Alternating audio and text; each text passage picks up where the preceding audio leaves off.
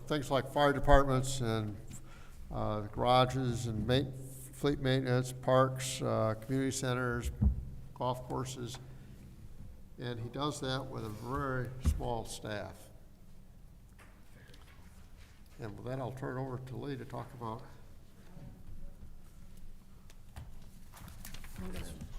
So as far as, what do you want to talk about? I mean, maintenance, I have 4 janitors, 1 maintenance Right. guy and myself. That's my staff. You actually have a vacant position. If we had a vacant, Position for, so you have 2 construction and maintenance workers. so we got 1 vacant right now that we're trying to fill. For construction, Construction and maintenance Maintainer, maintainer. yeah. So basically, 1 maintenance guy. okay. All right. I don't see your department on this. It's under facilities maintenance. And, I meant on the org, I'm sorry, on the org chart. okay, it's, Org chart. oh, on the org chart, no, sorry. It's supposed to be there, but it's just not, we will be working on that direction. Okay, that way, I like to see I like the org charts. Yes, I do too. Next year that, we're gonna standardize those and, Yes, Okay. if you send it to me, I will, the Okay. format you want to use. Yeah. And I will, Okay, so, we could run through some of the bigger projects that we're talking about for the upcoming year. and those are transfers in, because you have a fund for that, right? A public improvement fund that Yep. takes care. Yeah, The city hall, we're concerned about the marble on the facade. With time, they're beginning to move, and unfortunately, when that moves, it often goes straight down. Correct. And, the chunks of marble can weigh 200 or 300 pounds. At least, yeah. So, then we need to get an architect and figure out what we're gonna put back. We've been working on that as well. We're doing a couple of the, community centers, Brennan, Hasselbring, remodeled both of them right now. We're in the process of doing those. Downstairs, City Hall, we've done the cafeteria, we're redoing that, we're doing first floor. We'd like to do the domes in the budget as well. the painting. The painting the outside of the dome, cleaning the dome up. So,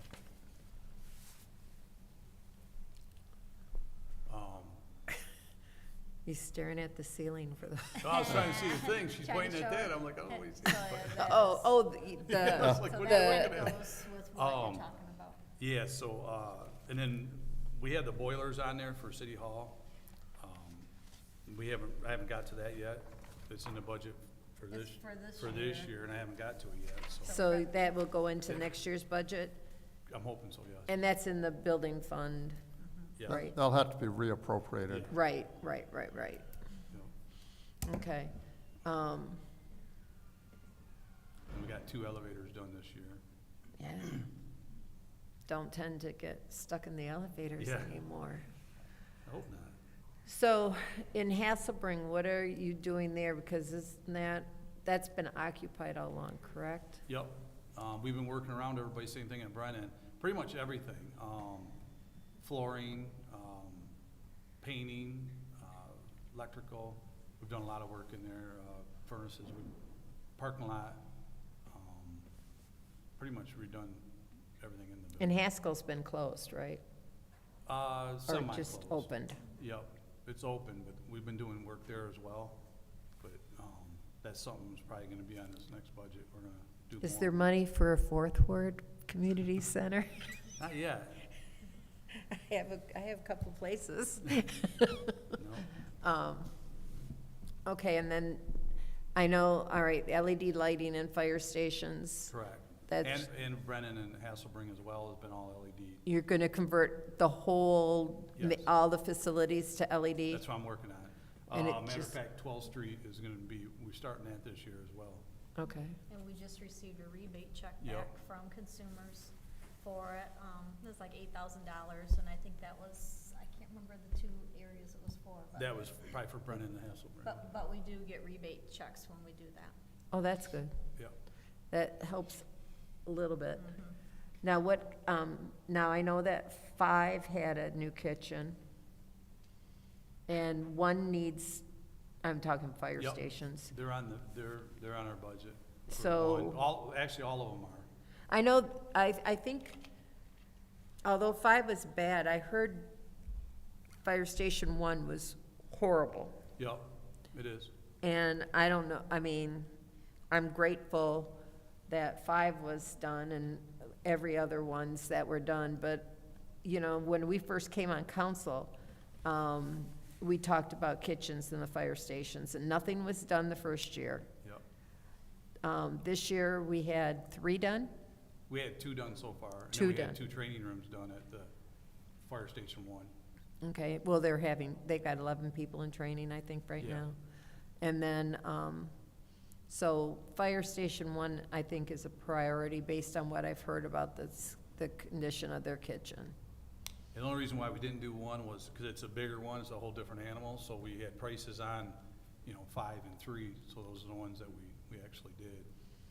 So, Okay, but that one is, that is on our radar, I mean, we'll definitely get that done. okay, and then we're putting a cafeteria in downstairs? Well, we redid it, I mean, Well- did the floors, I'd like to do like vending machines and stuff, so we're still kind of working You're on not that. planning on having a food line? I hope not, I don't know, we'll see what happens there. I kinda wanna do vending machines, we're kinda butting heads about it, so, Okay, and then windows. windows in the building, we have not, I mean, we're doing I'm something looking over at, in the south I'm looking building. up those, I'm looking up there and it Yeah. says windows. We put that in the budget, cause we were, planning on doing something, but we have not got no prices or anything on windows. The south building, we got some over there when we're doing that build out, that we're working on that with the contractor, And that's for purchasing department, well, Yeah. not purchasing, excuse me, BSI. yeah, business services. Yep. Okay, and then the golf course management. So in the budget, is there repairs for the Swartz Creek clubhouse? We do not have nothing in there.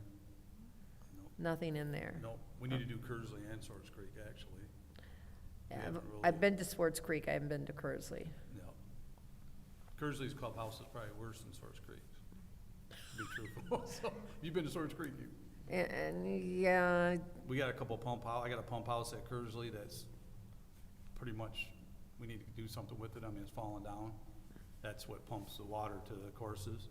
So we're working on that, I'm trying to get prices on that as well. okay, and then the feasibility study for City Hall, I don't think we funded that specifically, just that it's been talked about, doing a feasibility study for a new City Hall. Correct. Right. Yeah. We Rather view than- that's a long-term, Right, that's not Issues. gonna be in the next 5 years, probably. but if you don't start, you'll never get there. And if we start, we can develop a plan and we can eventually get a new city hall. We don't have a timetable, but we do know that the first step is to look at our options. So our 4 janitors take care of all of our maintenance, I mean, our cleaning inside of all of our facilities? No, Or but- just City Hall? City Hall, Police Department, and then we do Haskell and, one mini station, Bishop Mini Station. And 12th Street And has 12th their Street own, has has their their own. own janitor, Yep. they pay for their own, so it's not part of our. It's out of their budget? Yes, So, we still contract with another cleaning company, no? no, we brought it back in. Oh, they do it all? Yes, Okay. So I'm looking at your budget, and I'm assuming, looking at it, knowing that we hired janitors, that is your increase in your personnel fees Yes. Yes. costs, right?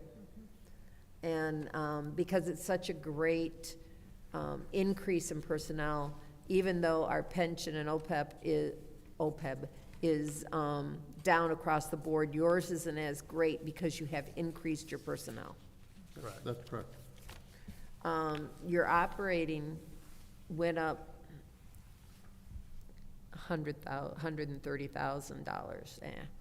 $130,000, which isn't too bad over the cost of things. And then you have the capital. The capital, what are those fees, the 12,000 you've got in there? Just curious. What is it in the capital improvement? Capital, yeah, The there's equipment. 12,000 in there. The equipment line. Oh, it's equipment line? Equipment, oh, yep, it's equipment. Yeah, that's just maintenance Yeah. stuff of your, professional services is your, outsource. Yes. We also budgeted more for utilities because the cost is going up. Yep, I see that.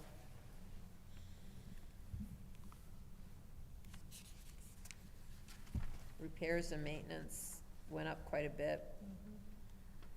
Not that much, actually, I was looking at the wrong column. 20,000. I think it should also be pointed out that even though we're budgeting, doing projects, there's a lot more that we could be doing if we had the money to do that. Correct, yeah. Yeah, you can't, That's, We're getting done with what we can.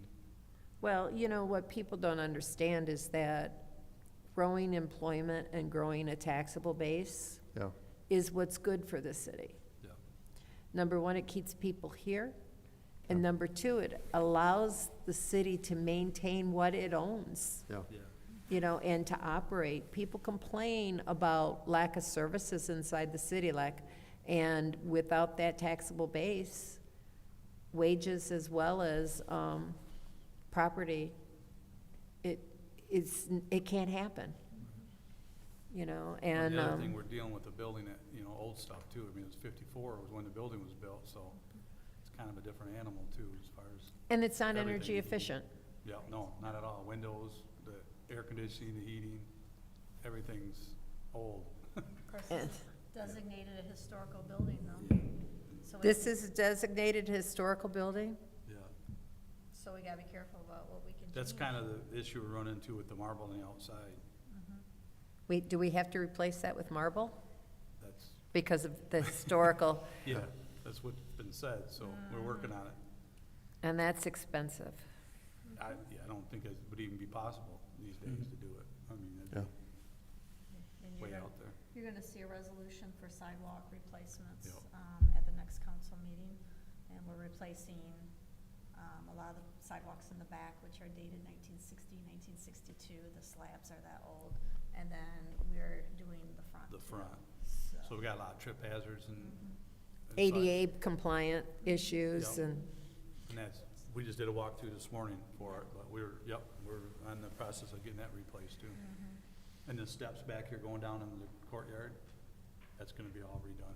yes. So, and we'll do more next fiscal year, but this is what we can get done by June 30th. do the, steps down there, down into the courtyard, do those have to be ADA compliant? Do we need a ramp down there to be compliant? Well, we're checking on that, but I mean, we're doing the steps first. I mean, I don't know.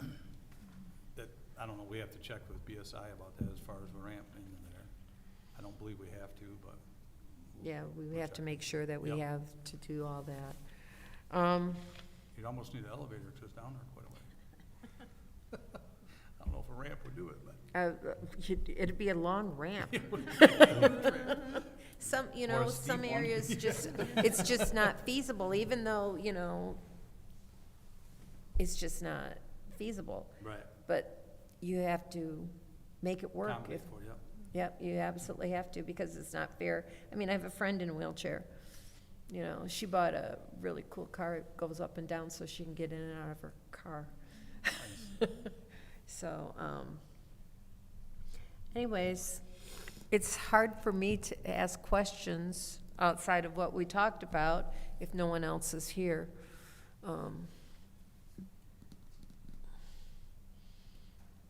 A lot of your expenses are, in the operating, which is your contract services, and, the majority of your contract services are, that's 451,000, so it's a third of your operating costs. And, utilities are a third of your operating costs. And do those utilities get spread out across departments, or they just stay in your overhead? I think they just stay with us. Where the costs stay with him, but then we allocate the office space by square foot, and we allocate that cost to the other departments. Okay, so that would come down at the bottom That's saying. part of the, inter. if you see indirect costs, that's where that comes from. Or part of it. Yeah, I see that. I see that, 381, but that's not reflected up here.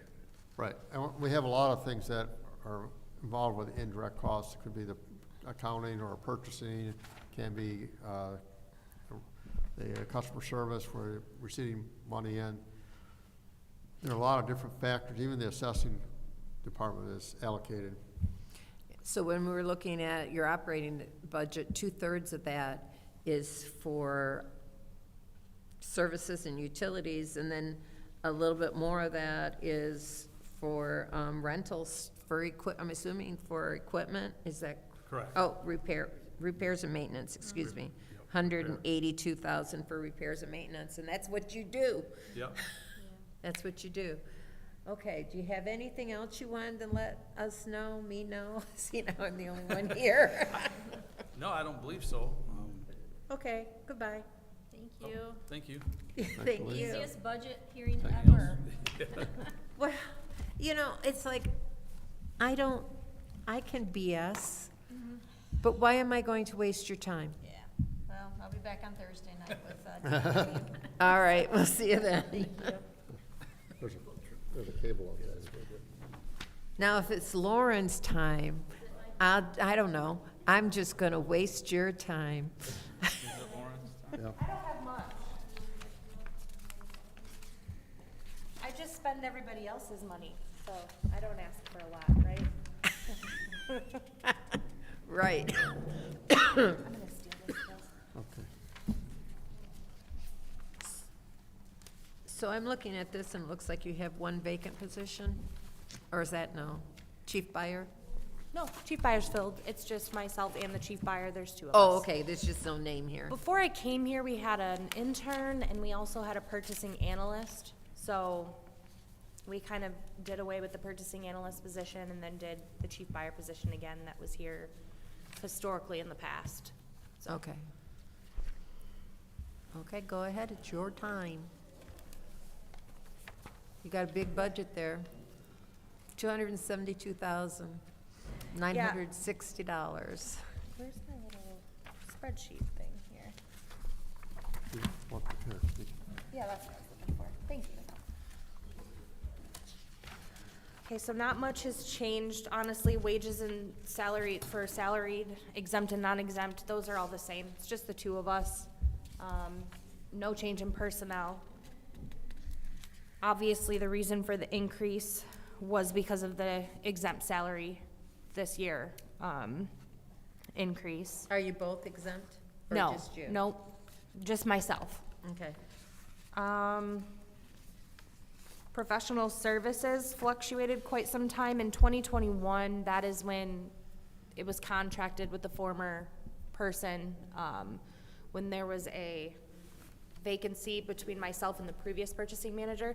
So that was kind of high. We also brought him back in when I was on maternity leave. So that's why we asked for less this year, because no more babies for me. I don't expect to be on maternity leave this coming fiscal year. Surprise. Yeah, no, thank you. Other than that, everything I keep pretty low. My supply budget's pretty low. Professional services, like I said, I don't expect anything to happen, though I do intend on potentially looking into procurement software, but I would ask for that. About how much would that be, do you think? What I've seen so far is about 50 a year. So basically it'd be like bringing someone else on, but being able to contribute to, you know, if there was ever a change in positions, that would stay, is kind of the goal I was looking for. More Something- continuity. Yes, exactly, and something that would create efficiencies. As it's mentioned up there, we're trying to expand the vendor network. We work a lot with local vendors and small businesses and some of the events in the public. trying to teach them about our bid process, and it can be lengthy. I don't think it's much lengthier than any other municipality I've seen, but it's still not easy. I don't want someone to look at a 30-page bid document and not want to bid because it looks too complicated. So we're trying to make that as easy and streamlined as possible, and we do know that going in a direction of software would be the most compliant and effective, but expensive. So you'll probably be seeing more in the professional services request for next year, for FY26. Okay. Training, that's MPPOA, Michigan Purchasing Officers Association. We do a lot of trainings through the Harvard Procurement Network. Actually, Philip and Che have both kind of done some of that with us. But those are free of charge. Everything relating to training at this point is MPPOA, and we do pay, I think it's like $360 a year to access all the My Deal contracts from the state of Michigan, so that's another cost, but other than that, very That's a low. minor cost. Yeah, very minor. And we've used that a lot. Yes, yeah. Utilize that process a lot. Seeing how you've just got 2 employees, and basically it's all fringes with just a little bit of operating expenses, I don't see too many discussions to go on. You've done a good job. Goodbye. Thank you. I would like to point out a couple things, but in the upcoming year, the purchasing department will be working, trying to get more local bidders and more minority bidders. And part of what we're talking about with the software was hoping to expand the network of bidders, particularly the local and minority owned. You know, with the local, That'll make the process easier. and that's important The barriers because to entry is a problem. these small businesses really don't understand a bid They don't know. process. Yeah. And so they're automatically kind of, insert foot and mouth to use this terminology, but almost disqualifying themselves because I think they're very overwhelmed with the process. And we have had a couple really small local vendors that, I mean, we're all about kind of teaching them the basics of, you know, how we work our purchasing department, how POs are issued, our you know, purchasing policies, ordinances, all of that. But there are barriers that they have to overcome that we cannot help with. Getting a certificate of insurance, right? Registering on sam.gov as a federal entity, things like that, that they still need that training with. So we're working with some local groups. Do our vendors have to be on the SAM process? It's SAM, right? Yeah, it just depends. It depends on how things are funded, federal grant If it's a funding. federal grant, they yes, have to They be. cannot Yes. have exclusions. But different things, not necessarily. And obviously, it's all based on dollar amount to who, but like HUD's a really big stickler for that. Anything CDBG funded. Yeah. But, yeah, we just want to kind of help the little guys more in any which way we can. And we don't have any type of, this is something I've discussed with them too, any type of bid inclusivity guidelines. We can't give an upper hand per our purchasing ordinance to anyone who's minority, women-owned, veteran-owned, disabled. It's just not allowable in the way that the charter resides with the purchasing ordinance, so. Is that something that should be looked at and revised? Yes, and it's a very slippery slope, and it's very tricky to enter it in and legally be, you know, be politically correct with it, right? Because we don't always, we want to give those people, if not better of an opportunity, but we also want to get the best price for something. We also want to get the best service done for specific contracts. But, you know, more and more people are kind of moving to having these as factors in awarding a bid, and we just don't have that ability. We have like a local preference ordinance, but HUD doesn't even allow for us to use a local preference ordinance, so. Oh, so that predicts. Correct. And because HUD dictates a lot of what we do here in the city. Yes. And that's why it's important going into the bid process. We're very particular about asking departments how they plan on funding a project. Some don't know when they go to bid something out, they just know they might need something completed, and then they'll try to secure funding after. But it's very important that we know how a project's going to be funded before it's bid out, because we have to take out some of our little guidelines in our, you know, bid boilerplate that's however many pages long. I'm just I'm thinking about an ordinance and how that can be adjusted, but it's something that we might want to look at as policy. And if you come up with some ideas. Yes, and I'm working on that. Like I said, these two have helped kind of work with that. Harvard's got the Procurement Excellence Network, in which they were it's on their radar that we're trying it. I hate to say this because it's not popular, but GLEWA has a really, really nice bid inclusivity guideline. I'd also like to revisit the bid thresholds, but I know City Council probably won't go for that, but. What is the bid process threshold now? $10,000 and not has to go out to competitive bid. So, and that is Was very that daunting. set by for- the emergency manager? Do you know? I think it was set prior to emergency management because that part was never omitted during emergency management time, but I would have to verify with legal to know when that was done. I know, I don't know how often that's fluctuated from, I know a very long time it's been set that way.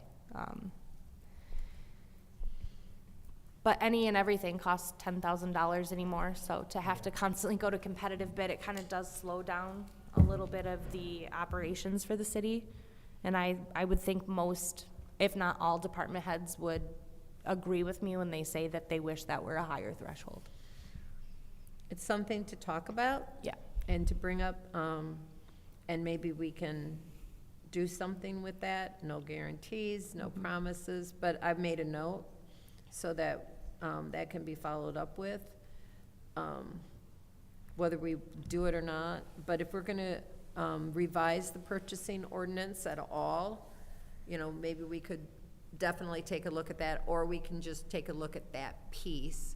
I know there was discussion about requiring council approval. The emergency manager changed it to $75,000. And there was discussion last year on the council to make it $50,000. And especially with inflation, I find $50,000 to be very low and $75,000 to be more reasonable. Especially, I mean, maybe not so much back in the emergency manager time, because I think it was 5,000. You know, I was reviewing, I was working with somebody on another municipality's budget the other day, and they approve anything over $500. So that is fine in a small city, which this was, but not in a city this size. Yeah, and it does make it difficult sometimes. With all due respect, there are times where there are things on there that are just for general operational purposes, for insurance maybe, or water treatment chemicals. And if, you know, city council doesn't get to that item on the agenda, it more or less does affect operations in general, you know, for things that aren't necessarily need to be politicized, but do need to be approved. And there are times where it does tie our hands just for things like that. So I know that can be frustrating to departments sometimes, and it's very easy to spend. Council members. Yeah, and it can, I mean, $75,000 in water treatment chemicals, for example, is not, I mean, that's common, so it's not something that's a one-off, right? Right. And I'll also say that I know that some of the departments, particularly ones that buy chemicals, will make sure that they refill everything in the mid-June, so that if there's a delay in getting the bids approved, that they can get through an extra meeting or two without having to worry about it. So. And that's smart. It's a sad situation that we can't get the business done. And like last night, we got nothing done. Well, and there's another situation too, why we do use My Deals and Sourcewell. There are various reasons why cooperatives work best for us, but especially with, you know, Arnold trying to get a lot of blight equipment, or Flint, you know, fire getting an ambulance, Fleet getting equipment. People are not willing to hold items for us that they could sell on the street at a governmental, you know, we get a government discount through having cooperatives, but they're also having, these vendors are having to wait a month sometimes for city council to approve that purchase. So sometimes it's best to, you know, go with these cooperatives versus, hey, we want that vehicle, but can you hold it for us for a month? It makes it very difficult. And if I was a business, I'd say, I've got Yeah. somebody else who wants it, bye. Yeah, so that's where the thresholds would sometimes benefit, not necessarily to avoid you guys at all costs, but to just keep things moving more efficiently when things are 90% of the time gonna be approved by you anyway. But yeah, that, I mean, just something to consider. Well, let's face it, a lot of people want to avoid council. Yeah, and things are going up and the thresholds have not, so. Yep. All right, thank you. Thank you. Get back to bids. Yes, always. I'm not sure I have enough for everybody. Thank you. But I did make a note, and I'm going to highlight in yellow so I don't miss that.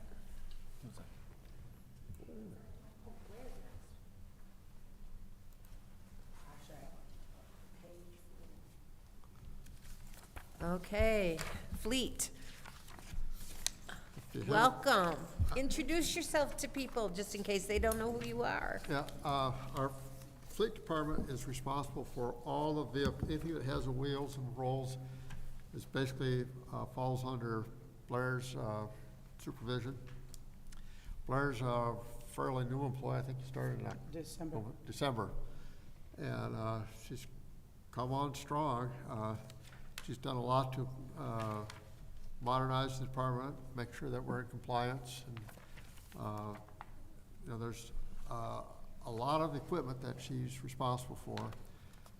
Probably the biggest issue she has is, being able to attract the talent that she needs to work in the garage.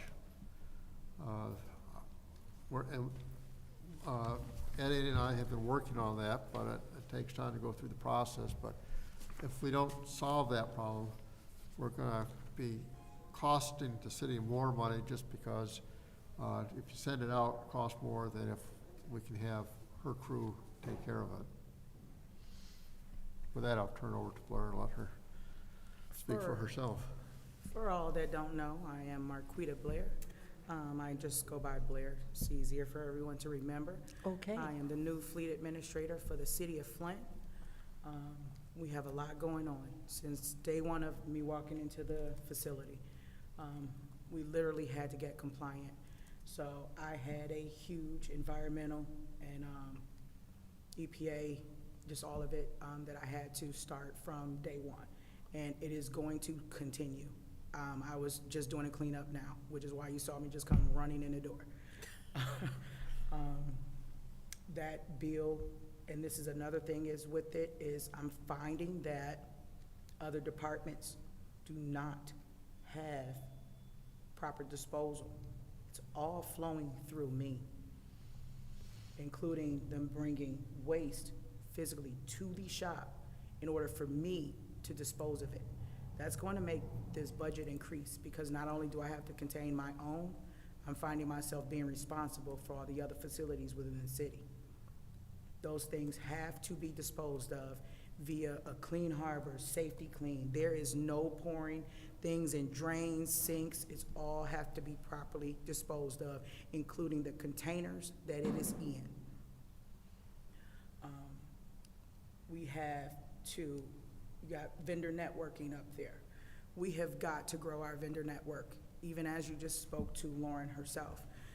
It has been very limited, especially I found with our fire trucks. I had a fire truck go down for about 3 months, waiting for one vendor to do repairs. We can't function like that. No. I cannot function like that. So I have been on a tear, speaking and calling all over the place to help us grow. We currently have one mechanic left in the facility. One mechanic. One. And is that a heavy-duty mechanic? Yes, ma'am. One. He cannot run the city by himself. It's much more expensive for us to send it out than to. Yes.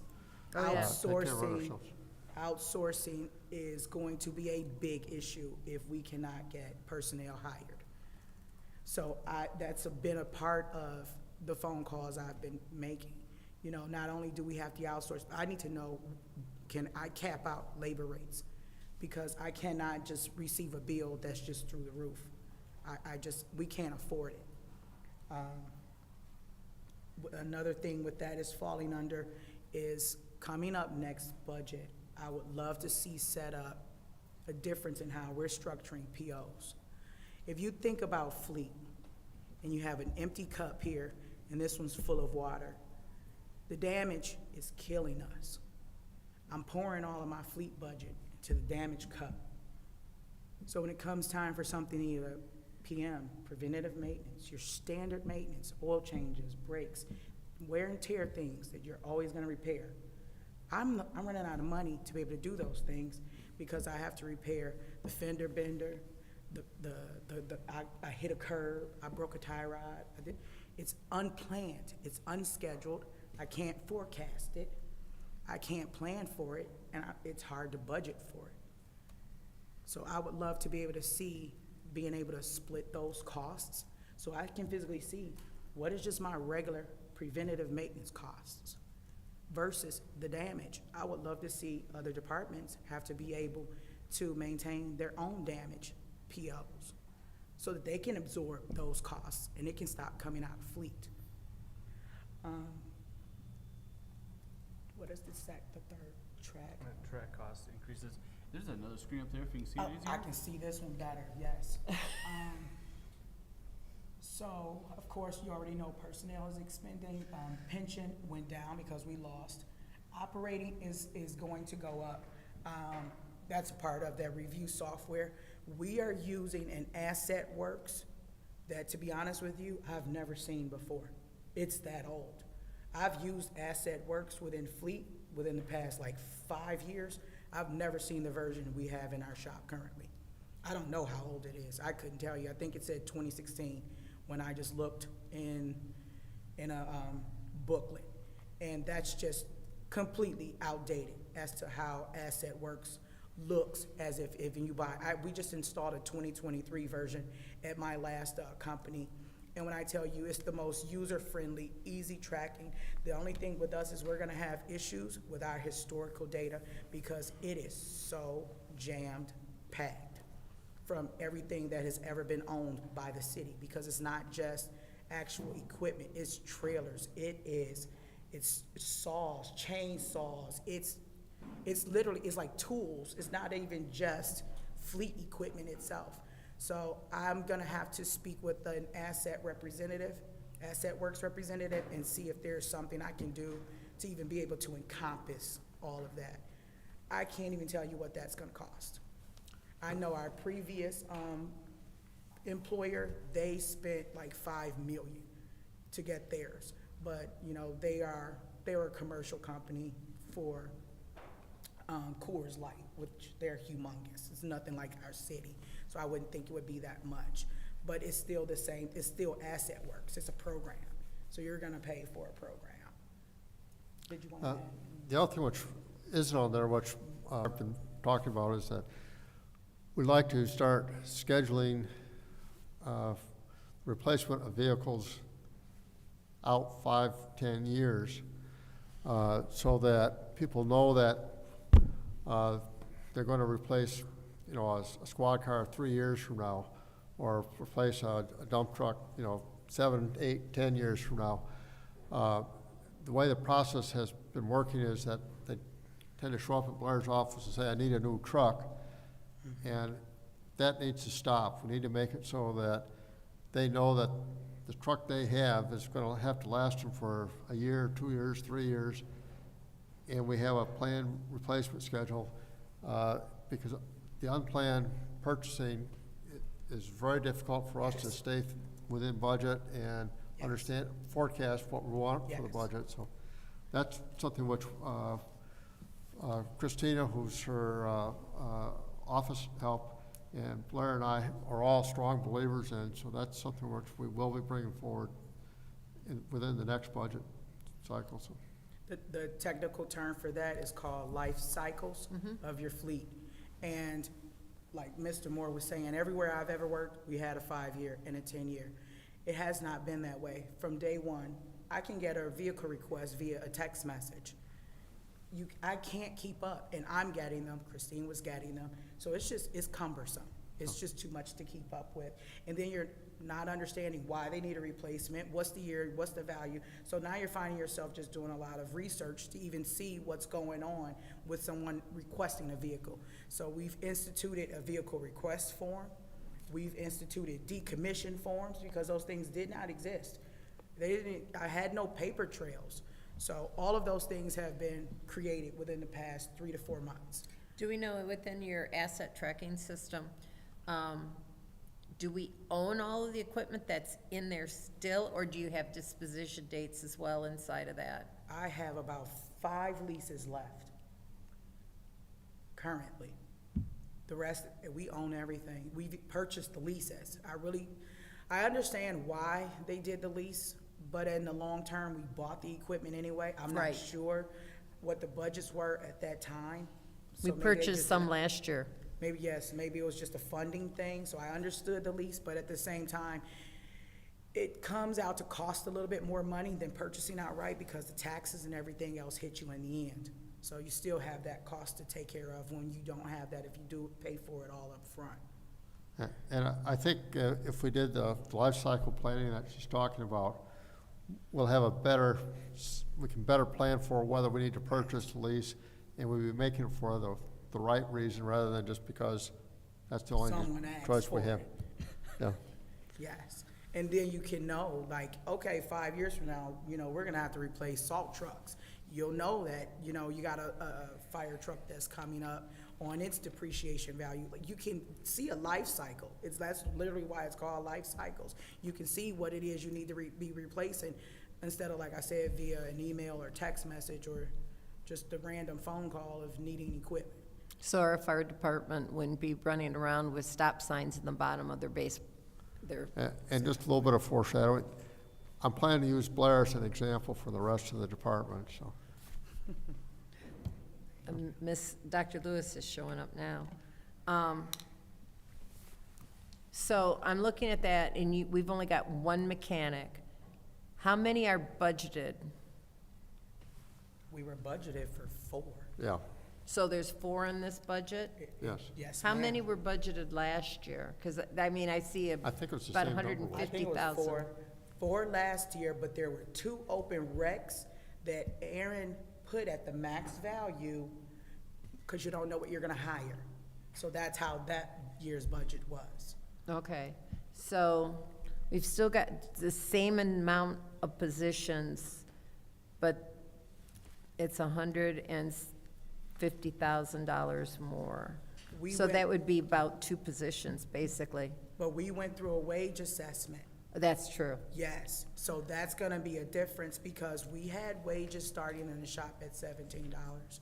That's too difficult to maintain and retain a technician. What is our starting salary now?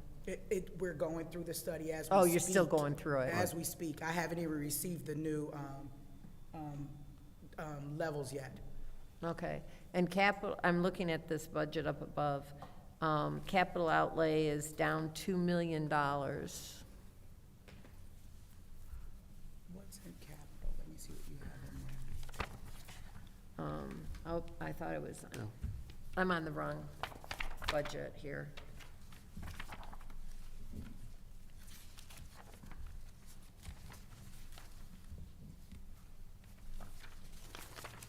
I wanna say mine is within the building, cause I've had to update so much within the building, including, like I said, getting the double wall, waste oil tanks. Once you purchase those things, you have them for life. Well, we didn't own them. I had to buy all that stuff when I got here. We were So that's using- why it was up to 4 million from Exactly. 357,000, and now, So now it's going to decrease because we now own the things. The part of it was updating the shop, having things that Lee did completed, installing the break room. We didn't have one. It's been one project after the next. another thing Lee did for you, huh? No, I did the break room. Oh, you did the break room? Yes, ma'am. Well, Yeah, Take that. It really is night and day difference. If you've ever been out there, and you haven't been there recently, haven't been out it's a there. night and day difference.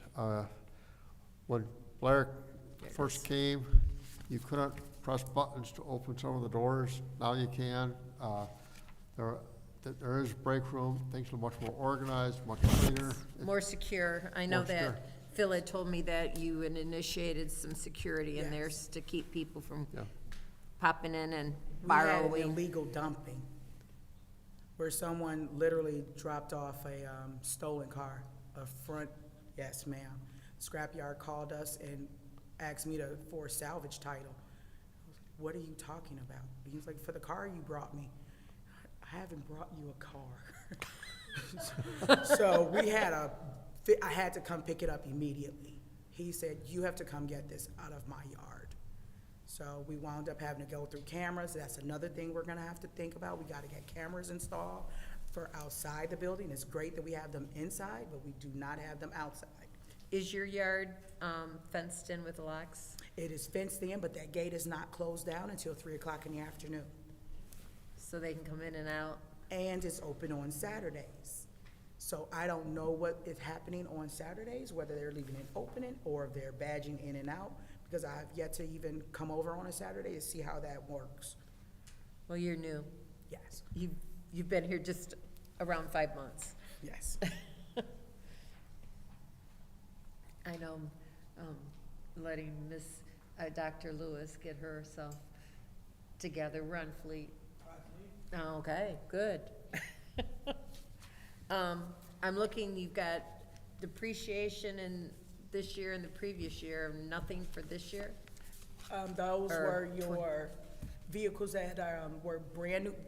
The fleet is practically brand new with some of the things. We did a lot of ARPA purchasing. Yes, so that depreciation goes to no value at that point for a lot of it.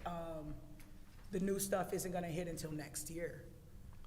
Yeah, we'll have to make an adjustment for that. There Yes. will be a depreciation For expense. for fiscal year 25. Right, and actually what you'll find is that the equipment, which is about the value, ends up on the balance sheet rather than on the income statement. Right, And the depreciation will be about what the depreciation should be, so. okay. Yeah, I mean, the depreciation ends up on the income statement or the statement of revenues and Yeah. expenses. And then, the fixed asset is on the balance sheet. Okay, I'm just gonna take a quick look at this. It's towards the back of the finance. Yeah, towards the back. It's like second or third page from the back.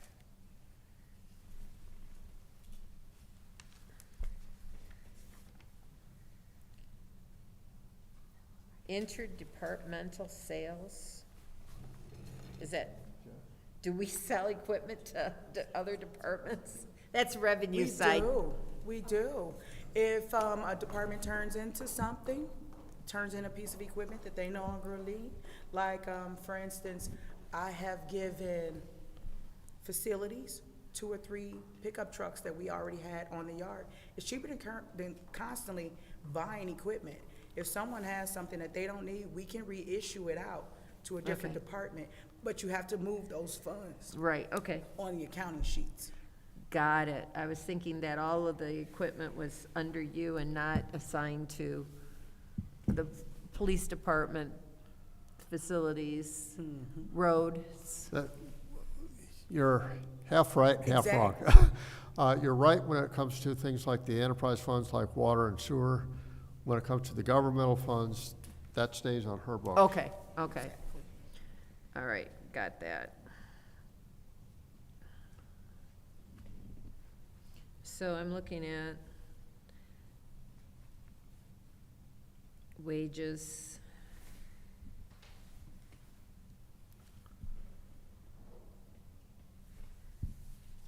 How do we, now I know when our interim CFO was here, she was concerned about if we were to bring garbage in-house, about bringing in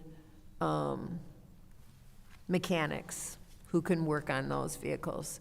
What are your plans to recruit people? Just period or for Is garbage? for the heavy equipment mechanics? I did just currently rewrite our positions, so I'm working with Eddie Smith on getting those all drafted by HR, to encompass, I would rather see us go into just a mechanic 1, 2, and 3 and come out of all the verbiage, because right now the titles are this long, and you just can't keep adding a name to a title. We just gotta be able to break it down as to, are you a PM tech? Are you an R&R tech, which is a remove and replace? Or are you, can you diagnose and can you fix everything that's out in the yard? Which is gonna be your tech in charge, your foreman, something in that. Your higher level. Exactly. So I would like to see us go in that direction, because that's what's typical within fleet. But when it comes to garbage trucks, that is a completely different animal. You are now talking about specialized equipment. You have hoppers. You have, if you're using that claw system, I'm sure you have all have seen where they'll pick up a bucket and it goes up in the air and that hydraulic. You're not gonna have a standard mechanic that would know how to run that equipment. So the blight department purchased some loaders that with the claw, with the bucket. Yes. And so we don't have anybody on staff who can fix those if those broke? It would be difficult. So we would have to send those out for I sure. would have to outsource that right now. Right now, most definitely. How many vehicles like that do we have? And is it, I mean, I'm sitting there thinking, do we need to get somebody to do, is it enough work to do, to hire out? Or to hire rather than to send out? I have only seen one garbage truck physically. I've only seen one at my yard. Yeah, we So, don't have any. Okay. But I'm Blight talking does about like the have blight one. equipment with their front loaders and, As long as we are talking about regular equipment, Peterbilt, Freightliner, I can handle all those things. okay, it's just the Once we go into garbage. specialized pieces of equipment, that would be an issue. A Bobcat with a bucket on the front. My foreman's pretty handy with construction equipment. Okay, So even if he himself couldn't fix it, he can talk the mechanic through with pointing him out on how to get those things done. so, and you have a need, and they're budgeted for 3 more mechanics? 4. 4 more mechanics? 4. And they're all budgeted? Yes, ma'am. What is the starting salary on those? Oh, I did not Do we bring that know? with me. Just We off the top of your changed head, it. do you have any idea? I have it in my cell phone. I have a copy Okay. of the report. I might have that. I mean, my brother-in-law's a mechanic, and I have a vague idea of what he makes, so I'm just wondering. Let me check. He works at a dealership, so he's more highly paid.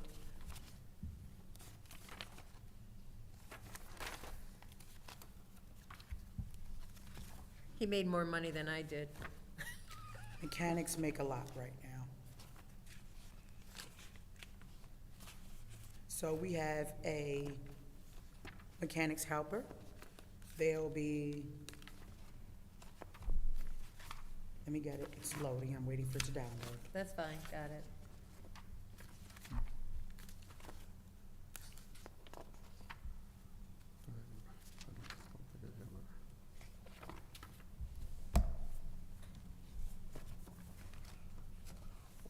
And They'll part- be starting at what, level 26? At 17 for mechanic helper. This one is for, I'm waiting for it to download. That's fine. This For is partly local- for people who might watch this and who might be interested in applying for a job for the city, with the city. I agree. Local 1600, this is for a heavy-duty and equipment mechanic will be a level 26. And, How much, 11.26 an hour? no, it'll be level 26. Oh, level 26, I thought you said 11, sorry. At a rate of 28,671. Okay, and that's level 1, right? Yes. That's the beginning level. And then the foreman, let's see, it's one more, here we go.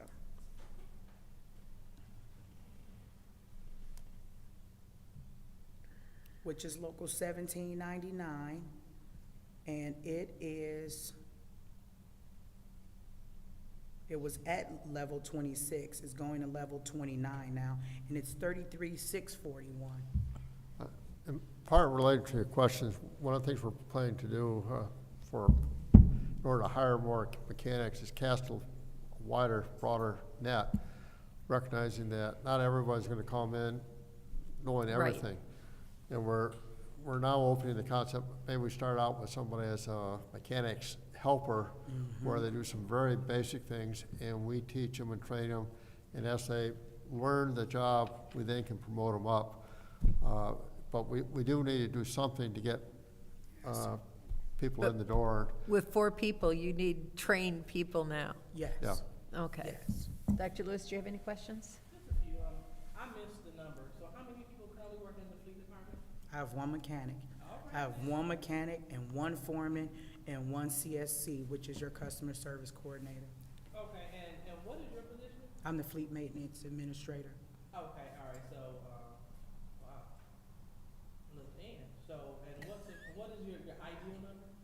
We should at least have 5 mechanics with the amount of equipment we have right now. Last count that I did was 575 pieces. Okay, so, that one, you look sure, that's what I just hear. Yes. And, right. And so, I'm also looking at your education, training, and conferences. It looks like that you have requested a significant jump. So, could you please share, the purpose of the significant jump in the education, training, and conference budget? I see it went from, it was like, what, 593 in 2021. I know you wasn't here, but, in 2024, 2025, you got $16,000. Because equipment is changing. These, For training? Okay, for training, oh Yeah, yes. for education, training, and conferences. Yes, Yeah. equipment is constantly changing. You have new types of brakes that are coming out. You have new pieces and parts to engines. We need to get some Cummins training, anything on Allison transmissions that may be coming out. And like I said, mostly on these new sets of brakes. The new sets of brakes, you just can't look them up. You can actually diagnose them from a handheld. That's different. That's never happened in fleet before. So we need to make sure that people are trained on being able to do these things, because it's constantly coming out. And now we're about to go into ordering 2025s. What are the engineers gonna change now? We gotta be able to keep up in order to be able to fix it in-house. And also part of that is if we hire somebody at the lower levels, we have to train them, we have to invest in them in order to get them to the higher levels Yes. before we want them. Yes. Did you say it again? I didn't hear you. Oh, if, one of the things that we're planning to do is we're trying to hire people, we realize that some of them are gonna be at the lower skill level. We want to train them up so they can get to the higher skill level. They're gonna have to be trained, they're gonna have to go to get education for that. But it's cheaper for us to do that than to send them out to outsource it to a garage to do that. Okay, all right, definitely, understood. So what does training look like? So say, do you go to a different state? Do they come to you? Do you send them to school? It could be a combination. Cummins training you do with Cummins, and it's for at least a week. JPO training, for instance, it took me 3 days. I went to Indiana. PM training, we were certified at the shop. I had to provide a truck, a tractor trailer, and they came to the school and did the PM training and got everyone certified. So it can be a combination. I can set things up for being in our shop with one of our pieces of equipment, but if it's some place where they would have to go off-site, then some places you do have to go off-site. Okay, so are you requesting the $16,000 with the hopes that you will hire some additional staff and get them trained? Most definitely. Okay, just checking. Yeah, that's about it for me, Madam Chair. Okay. So if we were able to put more money into your budget, 'cause seeing how you've seem to have a great need, where would you, I'm not promising, saying anything, I'm just saying if we were, where would you need it? And You want me about, to just pick one category? Yeah. And like, how much do you think you would need? I'm gonna do exactly what he just said. I'm gonna say supplies. With mechanics and with running a shop, the better you can get with your diagnostic equipment, the better everybody in your shop can be. So like the handhelds, stuff that you plug I can into your diagnose car a and Ford. diagnose. I can diagnose something from GM. I can diagnose something from Peterbilt without having to send it to CNS Motors, get a diagnostic, then bring it to my shop to fix it. I can do it Do you need one in-house. for each manufacturer or each? So like, do you need one for GM, one for Buick, not Buick, excuse me, They- that's GM. They do not cross paths. You have Oh, to buy, you have So to like, buy each. like GMC and Buick do not cross paths? GMC and Buick does, as long as But- it's under the same But umbrella. let's say if we're going with a Chrysler vehicle versus a GM vehicle, you would need different ones. Yes. Okay, so you might need more equipment. All right, I don't know if we're gonna find anything, but maybe we can. So I'm gonna put that down. Okay. And I haven't asked that of a lot of people, but you've had to do so much, that if we could do something by cutting something somewhere else, then that might be something we can do. I have an idea of someplace I wanna cut some money, so we'll see. I appreciate it. Thank you. One thing I'd like to point out about Blair is that she spends a lot of her time down on the floor with mechanics. She doesn't spend as much time in her office, it's actually with the equipment, so. You greasy nails? All the time. I I might- keep them long, but I still keep them greasy. I'm a gardener.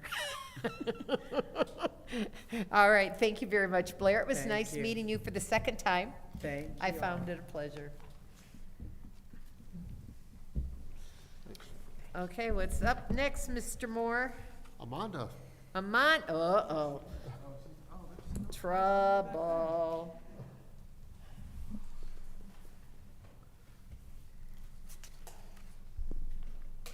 She's been in the hot seat lately. yeah.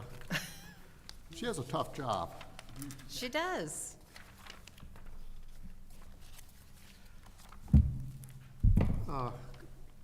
Customer service is responsible for collecting all the bills and receipts for the city, all the taxes, utility bills.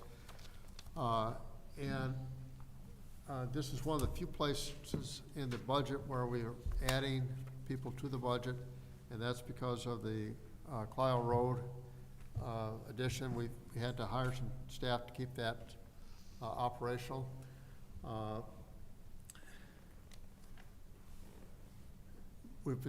This upcoming year, we're gonna spend a lot of time focused on trying to collect income taxes that are owed to the city, trying to collect utility bills that are owed to the city, trying to get, if people owe us money, we wanna collect it. And the other thing which you'll notice about her budget is, we did this with the police and fire, if you remember, or so you saw the fire. You're gonna see the police as we've consolidated, so there are fewer account numbers overall. That just makes it easier and simpler for people to manage the budget. And it makes it easier for people to understand where they are on the budget, less paperwork for things like purchase orders and buying things. It's just a little bit easier, so with that, I'll turn it over to And it Amanda. shortens the financial statements a little Yeah. bit. Hi, Amanda. Hello. So, I think I'm gonna let Dr. Lewis start, so I can go to the restroom.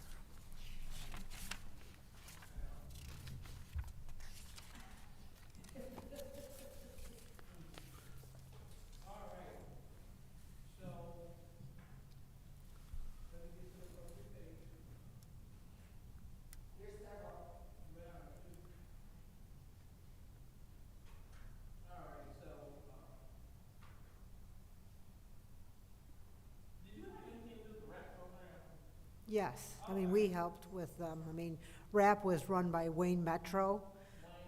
Yes, which is the equivalent of our G card for Detroit, it's the Detroit's G card. Okay.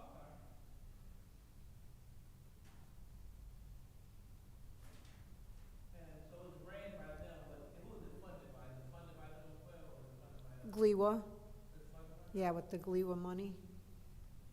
We are looking for more, so, Alright, so I should not see anything pertaining to the rec program on this. no.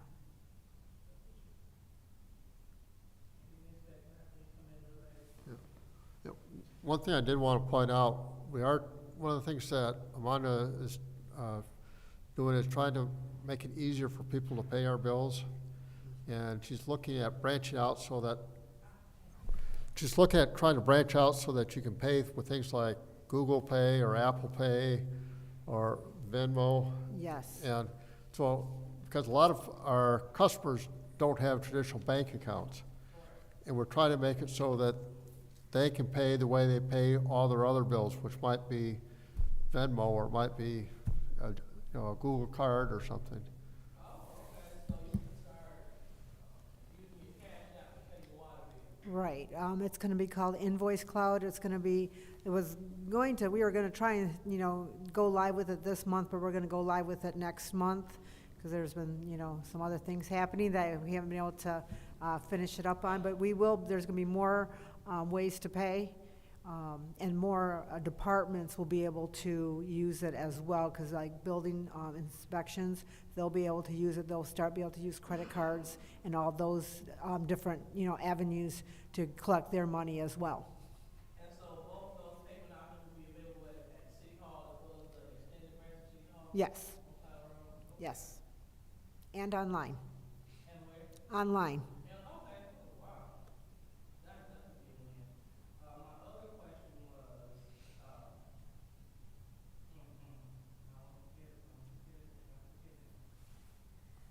Oh, okay, so in terms of the payment system, so, like remember like the did that machine? I know that we have a payment system set up in the lobby, touch and go. Touch pay, yes. Touch pay, thank you. So were you all looking into putting like a outside payment system on the Cloud Road, grant? Because I know that's just an extension, but I also know that sometimes people, they just work non-traditional hours. Right. I know that I did speak with him. I did have a meeting with him after you had suggested that. And he was gonna send me some information, and if he has, I don't remember, I get so many emails every day, I don't know if he did send it to me, but we do wanna put that out there, because I had talked to Ed Taylor about that, because we wanna put an ATM there. I can't remember which credit union is gonna be out there, but we wanted to put both of them out there, so that way, people would have that opportunity over there to pay. I didn't Because even have. also we could, share that with like Genesee County and consumers, and that way, because people could use that, and that way we could, all share the cost of that. Oh, wow, so you'll be able to pay all the different things from that one outside kiosk? Yes, Oh, that's great. yes. That's definitely great. Go ahead.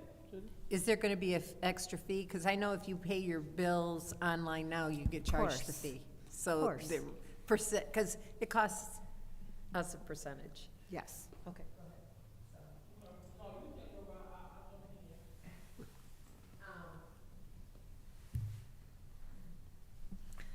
Okay, so I know some of your biggest things are collection of the water payments and income tax, right?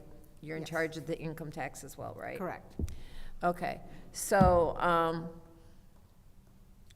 have we turned over any delinquent income tax to, collections? Not at this time, no. Do we know how much those are? You mean the total amount? I don't know off the top of my head Guess. right now. Around? Couple I- 100,000, $1 million plus? I would say a million, maybe $1 million possibly. plus. I mean, we have many accounts, because we just started, issuing warrants for delinquent income taxes. I mean, we're just getting started because we're trying to get a system going with the courts and everything, so we're just starting to do that.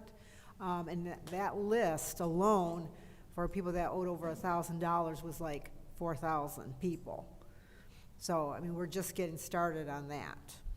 And we haven't been able to send things to collection. We just started a couple years ago, so we're just doing with all the very delinquent water bills, so that's what they're collecting. So now we're trying to, make sure that we do this on a regular basis, because I had to stop back in 2015. I didn't get to start back up to 2022. So there was a lot of old water bills that we're working on first to get sent to collections, but we're trying to collect here as well, some water and the income taxes. The emergency manager stopped collection of water bills? Is that No, what we you're- stopped sending delinquent water bills, that tenant water bills, to the collection agency. Oh, Back okay. in 2015, and I had not been able to start it back up to 2022. Yeah, I know that you and I have talked about that in the past Yes. as a method to collect. And you've only sent those for those customers who no longer have water accounts, Well, correct? those are inactive water accounts that were tenant accounts. Right, so, and I know there's quite a couple million out there, correct?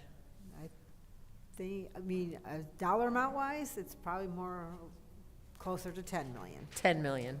I thought I heard 6. How much are we collecting out in those? More than what we did. We're getting around 7,000 to 15,000 every month.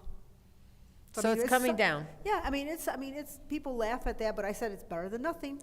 It is, and, maybe that's only 10 cents per water bill, Right, but it's 10 cents per water bill. right, and we've gone to court on a couple of them, and, people have paid on those, so, we have one on I remember like 3 or 4, and people have, they've paid, so. Yeah, when I look on certain properties, if I get a complaint or whatever, and I see what their water bill balance is, I go, what do you want me to do? You haven't paid your bill in months. Right. The active accounts shouldn't be that way now, but we have people with high balances because during the pandemic, so many people did not pay. They figured we weren't gonna turn them off. They weren't gonna pay us, so now it's time. Yep, it's time, and I'm not gonna discuss the water lanes. That'll be an internal process. I know it's a big hot topic right now, Yes. but if you use the product, you need to pay for it. Correct. And that's where I'm at on that. But you just collect it, you aren't a part of the costing or anything, you just collect the fees. Correct. All right. Do you have any other question about that, or?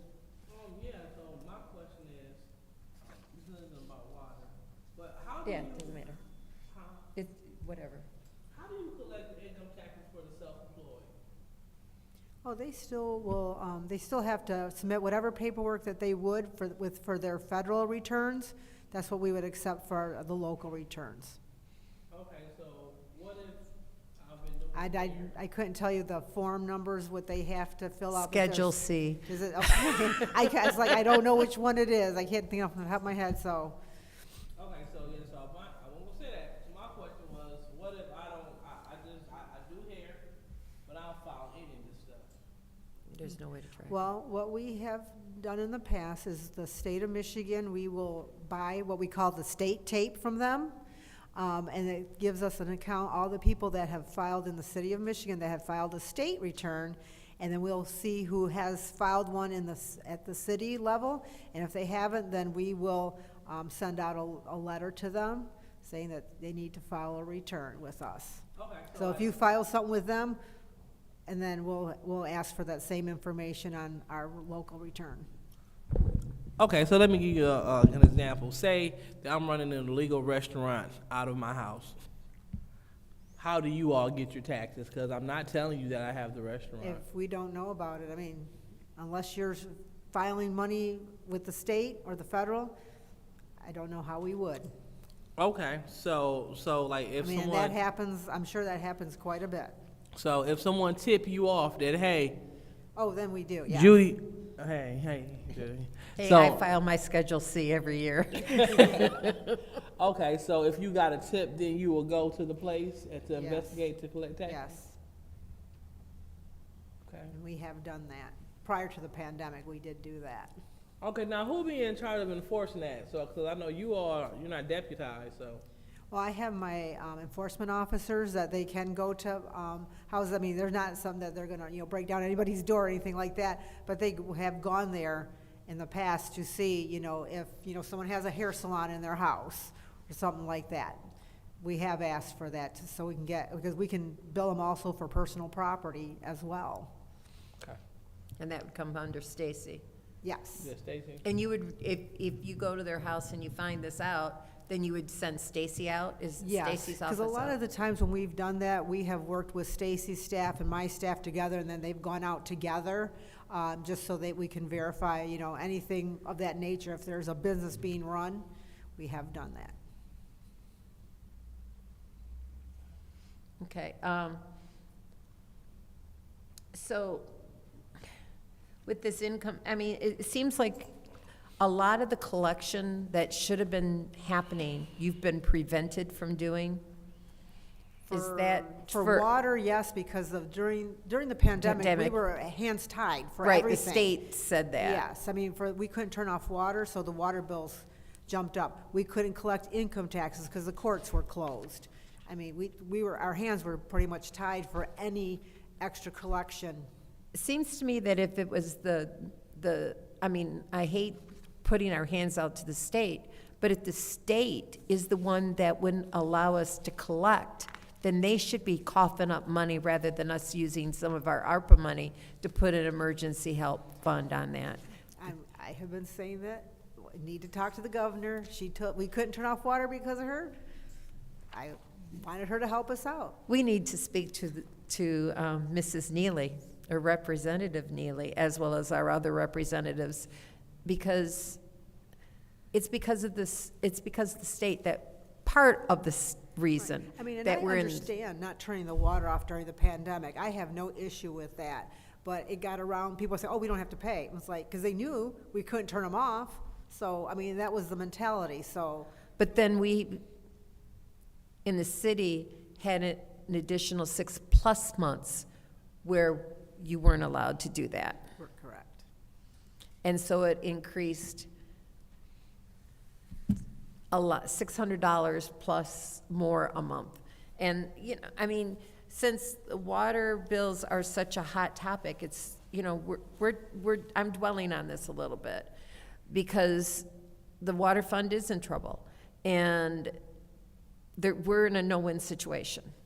And I'm not saying anything about how it's going to be handled, what the plans are. I have no idea how it's all going to flow out. Notice water. But, those, maybe this is for the sewer department, but for those houses whose water is turned off, what happens to their sewer waste? Yeah, hopefully they are bringing in, water in somehow and to flush the toilets, because that's an issue that we've brought up, because you have houses with no water that are considered know. condemned, and they're still using our sewer. And we don't know what they're, how it's getting into our sewer system. So that's another issue that, we are aware of, that we're trying to work on, with the limited staff that, we all have with the different departments that are, discussing it. And if you get it, matter of fact, I've got a complaint to put in that I haven't done yet, is that there's a house in my ward that is suspected of illegally turning the water on, having removed the meter. That happens all the time. If you know the address, please forward it to me. And that, I'm not going to say it publicly, but I Right. will send that to you. Yes. Would that be reported to you or would it be reported to the water department? No, What's- that comes to us, because then we'll create the work order to send it out, to let them Okay, know. so if anybody knows of anybody who has water turned on illegally, they should contact the treasurer's department? Yep. Or their Yes. council person? Yes, yes, because Who should do they that? will also contact building inspections, and building inspections lets me know when they see something out, when they're out on the streets, so. Yeah, it's important because the city pays to treat the sewer, the city pays for their water, and we are at the farthest end of the GLEWA system. Right. We pay more for our water than anybody else on that system. We pay more for our water than if we were on KWA. And that really bugs me. So, not paying for services rendered does a lot.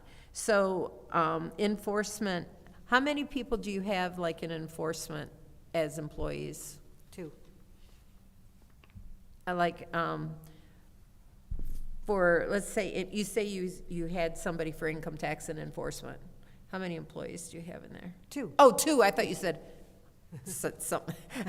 No. Okay, so you have 2 people in enforcement. How many employees do you have in this customer service? I have 8 clerk tellers, so I have 4 on the phones, 4 on the counter. I have 4. Is that between both locations? Oh, sorry, but then I was gonna mention that I have 3 over at Clio Road. So you have 11 clerk tellers. Yeah, because they are, the ones on Clio Road are called customer service, something, I can't remember their exact title right now. It's customer service representatives Yeah. or some such Yeah, thing. so I have that, and then I have 4 senior customer service clerks, and with 1 vacant position, and I have 2 supervisors, assistant operations supervisors, 1 receivable examiner, and then myself. Okay, so you have just 1 vacant. Currently correct. How'd that happen? I got lucky, I got a great crew right now. They all came and they all stayed. All right. And what about in income tax? Now, we send our income tax processing out. We have a company that does that. And in 2 years, 2026, that will be going with the state. So a lot of that cross checking of the state file versus the city's file will be done by the state, and we won't have to do that. Right. So that'll save a little bit, and hopefully it'll increase our revenues. Yes, I I think it mean, will. I don't like paying paying taxes, but as the Bible says, pay unto Caesar what is Caesar's. So, in the income tax division, how many employees? Are you- I have what is considered income tax enforcement. Yeah. Is just the 2, yes. I Just don't 2. have, yeah, because income tax is primarily done by Innovative. And that's fully staffed. Yes. Okay. When you start accepting electronic payments, what kind of equipment are you going to have to purchase? No, currently, right now, we have Point and Pay for our online system, and it's gonna switch over to a system called Invoice Cloud, which it has more bells and whistles on it. You can there's different ways to pay besides Visa and MasterCard, and American Express, Google Pay, Apple Pay, and also what it's gonna have on there, and I think this is what's gonna help us as well, is that you can do everything on your phone, because it is a phone app. Instead of the one that you have right now, you gotta kind of move around, and it will send them, customers, text messages to say, your due date's coming up. Oh. And stuff like that. It's gonna have a lot of that kind of stuff on there. The automatic bill pay, where you can send up to have your bills paid automatically. There's different ways that you're gonna be able to pay it. You can pay it like on the 1st of the month, if that's when you get your check, or you can do it on your due date. And you can automatically say, like, if you're trying to catch up on your bill, you can say you want to pay $200 every month. So then that way it'll automatically take out your 200. So there's different things on there that will be beneficial. What is the increase in cost? Same. It's the exact same I cost with think more some parts are functionality. different too, but I can't remember all the dollar amounts right now, but it is gonna be beneficial to the customer. But there's still be a, There's still fees, the absolutely. processing fee. Yeah, well, I think if we've all seen that, you go to the store and they'll say 3% charge for using a credit card or a Mm-hmm. Oh, debit yeah. card. And I know Square is about 2.8%, I Right. think.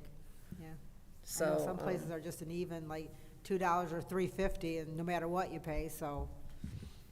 Yeah, I did that on a website for one of my clients, is we just did a flat fee. We actually collected a little bit more money that way than.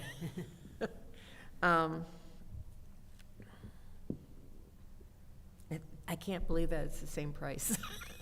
That's good, Yeah. that's good, because that should increase our revenue. I think the convenience is gonna be even better, the fact that it's, it is an app on your phone, and it will send you, like I said, it'll send you reminders. Yeah, I pay my water bill through my credit union on my phone, My property taxes, I write a check just because I've only got one account set up for the city on my phone. Do you have any other questions? I do. Go ahead. So, you said you have 2 officers? Enforcement officers, yes. Okay, and so, how do they enforce? Well, right now, we are in the process of, removing all like the old stuff that we cannot collect due to the statute of limitations, so we're doing a lot of cleanup, but we also send out letters.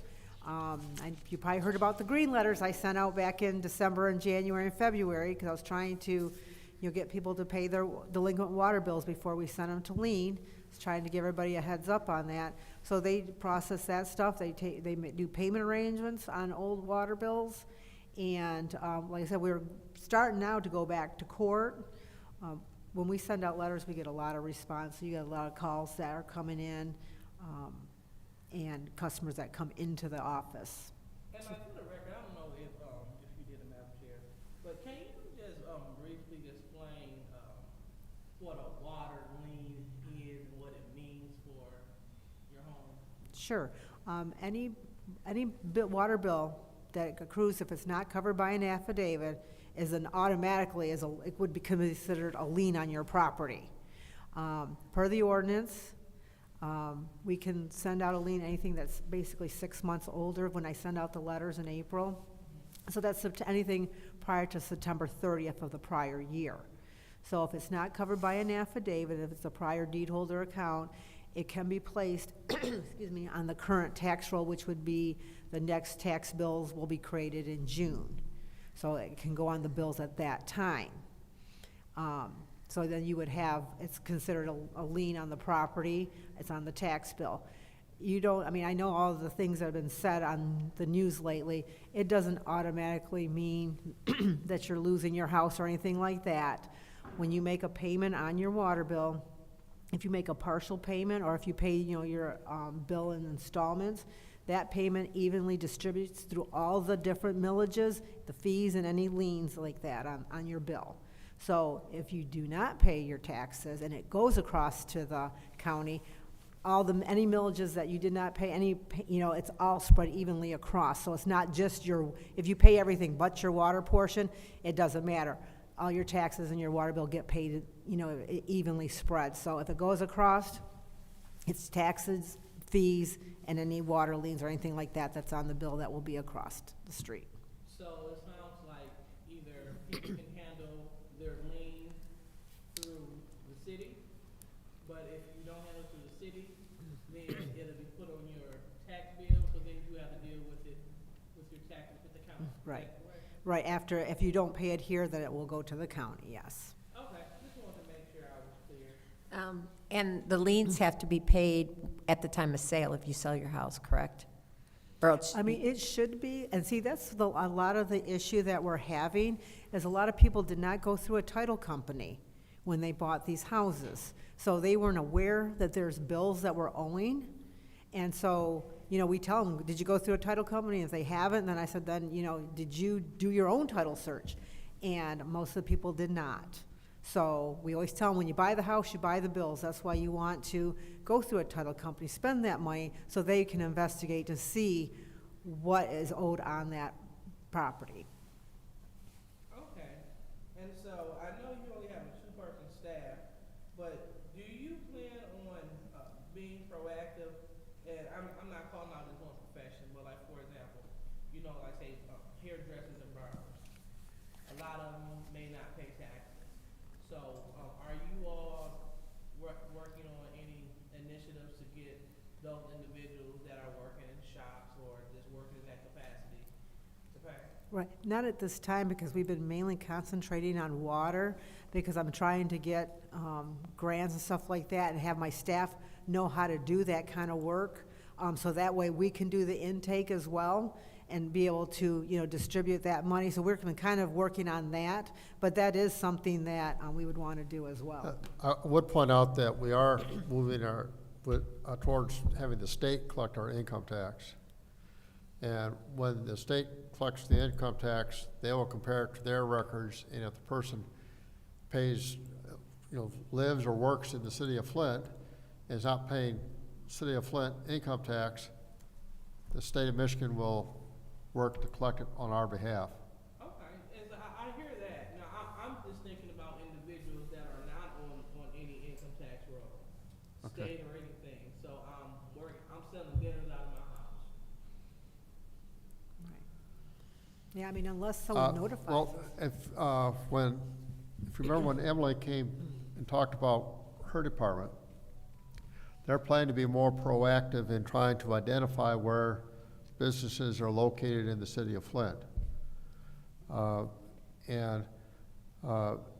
know, she has a plan of action, she's got a program that she's gonna be working with, and she's gonna try to find the businesses that are operating so that we can get them licensed, that we can get them, so that they're paying their share of income tax, and anything else that they may owe. But, you know, her approach initially is gonna be from the fire safety perspective, but as part of that, we'll know which ones to go after for income tax as well. Okay. So lastly, I know that we received the water affordability resolution yesterday. And so it sort of kind of goes in tandem with this, and by you being over the treasurer, the water lady and stuff, and also being familiar with the RAPS program, do you have any recommendations for that specific resolution? Because it appears that, and hopefully I'm on topic, I don't want to get off topic. No, you're fine. Okay. Because we're trying to, look, since RAP is out of funds, and we're thinking about, but we had a resolution for $250,000 to help lighten the load, the burden on some residents. And we didn't see any guide on what this would look like. Like, is this going to be a match? What is this going to look like? So I'm just asking you, do you have any recommendations of what you think this I might be able to answer that better than Amanda, because I did participate in a phone call today, which I don't think she was, you said today? today we did. Okay. I don't know an awful lot, but I know a little bit more, I know more than I knew last night. I was talking to Ernst & Young about this program, and they said that in order to make sure that it is compliant under the ARPA rules, which we're trying to follow, that we would have to make sure that it's there's a factor that includes income. So lower income people would be helped first, and then, you know, and I suspect the money would be depleted before it got to the higher income. But it'll have to be an income-dependent program. So this will be, so you said lower income people help first, so will this just, RAP is a low income program, right? Correct. Okay, so basically lower income people will be helped. That's what I'm hearing Right. through this, okay. And so those were just the only details, lower income people? Or, I didn't hear the last bit. I said so, sorry about that. So, those are the only details that lower income people will be helped first? That's correct. We still have to work out the details. We got the basic parameters of what we have to do to structure a program, and we're now starting to work on that. That hasn't been developed yet. Okay, well, I'll just leave that there because this is something that is going to come back before us, and I know this is your lane. I'm not familiar with RAPS at all, and other programs, and we set aside some money from ARPA for water affordability, and this sounds like this is in that vein of water affordability. So just want to make sure that we are implementing the best program, the best use of these funds, so they can be maximized and help the most amount of people. But yeah, touch as many people as possible. $3,000 per household, which we know that many of these outstanding water bills are greater than that. That's only 83 people for that $250,000. 3,000, and so, but that's without them matching any dollars? Okay. It's only 83, so that's not. All right, so we just dropped $3,000, okay, well, something to consider, because again, it'll help with our, deficit, and it'll help out with residents, so that's all I have, thank you. Yeah. And sorry if I got off topic, I just know that you're the water lady. It happens every year.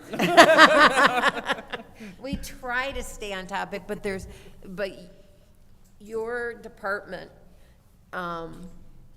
is the one who bills and collects the water bill.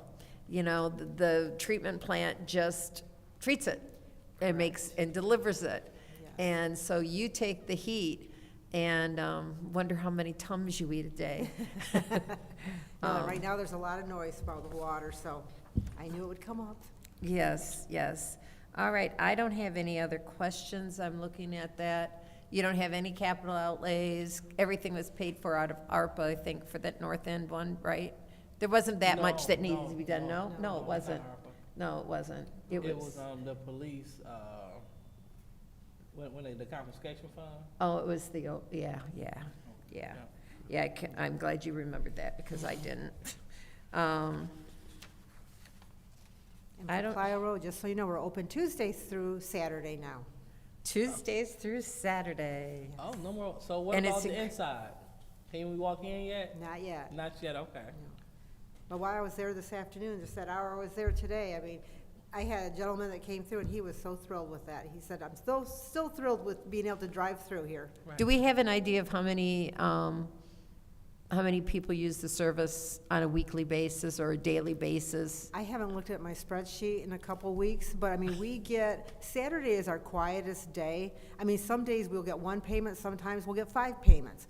Like today, I mean, they had, because of shut-off notices that I've sent and the lien notices, I mean, they had, I think she said like 13 or 14 payments already by when I got there at 1 o'clock today. So, I mean, they were doing really well today. So, Yeah, it's not a lot, but Yeah, it's it's not a absolutely lot. being used. yeah, it's being used and it's so convenient for a customer, because like this one customer, she didn't want to come here to City Hall to talk about her lien notice because she has trouble walking. And for her to drive through and at least get to talk to somebody, and I just talked to her through the phone, when they called, just to help her that way, and it was just nice. One of the things that we're discovering is that a lot of our customers are senior citizens. And one of the things that we're gonna have to ask ourselves at some point is, do the hours we have, are they appropriate? Senior citizens seem to like early hours. I expect if we're open at 7 o'clock, they would be there at 7 a.m. Just because the seniors are moving about early in the morning, in the afternoon, Right. it drops off. None of my family did that. And, well, my older sister, she's turning 69, so she is an early bird, not me. All right, well, So thank you. I have Oh, one more, for mine. okay. Do you have any flyers for the North Side Station? There are some downstairs. I mean, I always want to put them out there, and I always forget to, restock it. But the information booth also had where you get the filters. They also have some there. Okay, 'cause I know a lot of people on the north side still don't know, and I just wanna make sure I'm helping push that message. It's very difficult to get information out to the residents. It used to be you put it in the paper and everybody knew it. Right. Now you've got all these social media and nobody reads the paper, or it doesn't get printed because it's so limited, and nobody really knows how to get that information out now. It is on the back of the water bills. But I don't look at it. Nobody turns it over and read it. They do. I mean, because when we ran out of rent money, they're saying, why did you have it on the back of the bills? I said, because it was pre-printed and we had to wait for that stock to get done. So, I mean, people do read it. I mean. Not me. Is this something that, I know this is the wrong group, but I'll ask anyway. Is this something that we can put out on the alert, Flint? For, About the opening of the Northside Payment Center? So the city will, people that subscribe to wanting city information. I mean, I think that would be a good idea. I don't know if that's just for emergencies. That's I'm what not it was sure. originally billed for, as emergencies rather than as a But I think what we information. can do also is that with the new invoice cloud that we're getting, when we get those text messages, maybe we can put those ads on there too, just to say, if you're going to, our hours or whatever, both here and there. Probably can do Or something we like can that. put something out for more information on where ARPA's being spent. That's something that Dr. Lewis and I talk to the mayor about all the time, is the lack of communication on ARPA. Right. So, but anyways, thank you very much. You're welcome. Okay, we have IT and you, and that's it? IT and the finance are the next two. I may have noticed that Lauren stopped by and showed me a note. The note was that our IT director is now a new grandpa, and he's not here today. I can handle it. I can't answer the technical questions.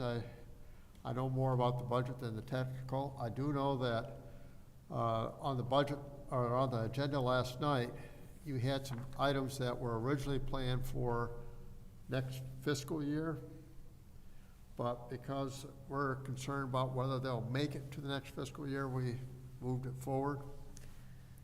Okay, let me look The at big that. concern that IT has, and we're not unique in this, is we have to protect our users. We have to protect our data. Oh, yeah, the and, security system. There are threats all the time. We don't like to talk about, but we have to be aware of it, and we have to constantly improve our system security. And that's a good part of where Jeff has been spending his time, is trying to get that better and stronger.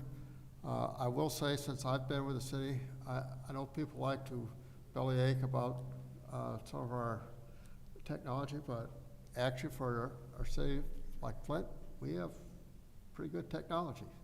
We do a pretty good job. That's the Palo Alto Yeah, network. yeah, yeah. And I know that the county went down, and they got attacked Yeah, a couple of years ago, and I think it took them several weeks to get back up. yeah.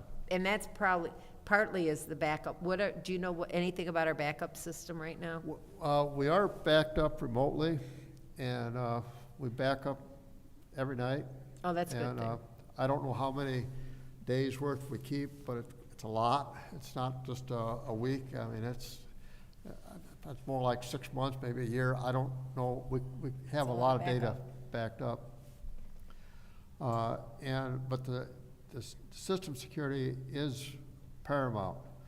The other big issue that IT is going to be facing this upcoming year is that we have to decide whether we want to continue using the BSNA software. They've improved, they've gone to a new version.